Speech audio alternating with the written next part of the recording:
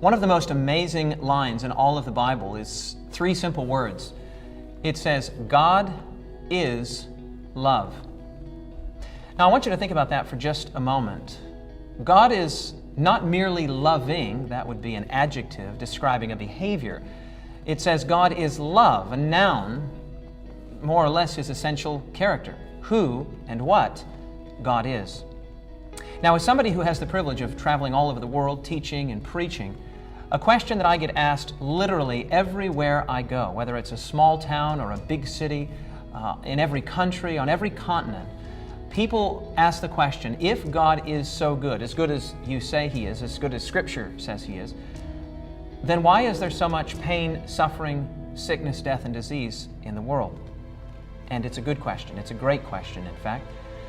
And the answer, strangely enough, actually resides in those three words. God is love. Think about this for just a moment. Love requires freedom, doesn't it? If we were to force ourselves on someone, force them to be intimate with us, the word for that is actually rape, and that's not a pretty word, it's an ugly word. And God is not a divine rapist. So, in order for God to be love and to ask for love in return, He has to give freedom. Love requires freedom. But something follows from that, and that is that freedom involves risk. And isn't that true?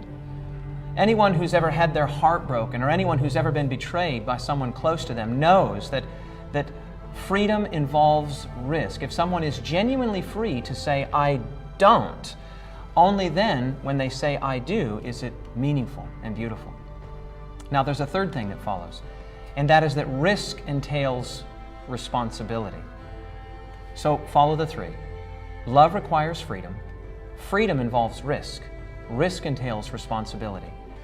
And the Bible tells one of the most amazing stories about how the world came to be in the condition in which it's in. In fact, that whole story can be summarized in just 5 words that Jesus spoke in Matthew chapter 13.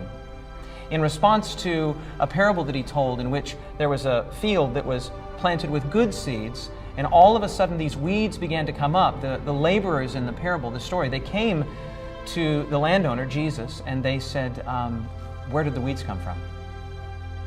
And Jesus' response was, an enemy has done this. 5 words. This enemy, the Bible simply calls Satan. It's a transliteration of the Hebrew word Satan. It means enemy, adversary, one who stands against. And the amazing thing is that God made this being not as an enemy, but as a friend, as a beautiful, happy, holy being. And then God gave that being an important, precious, and beautiful, yet dangerous gift. He gave that being the gift of freedom. And as we've already discussed, love requires freedom, but freedom involves risk, and risk entails responsibility. And that being, according to this book, abused and misused that freedom. And all of the pain, suffering, sickness, death, and disease that we see in the world today is the direct result of an angelic rebellion against the government of God and against His love.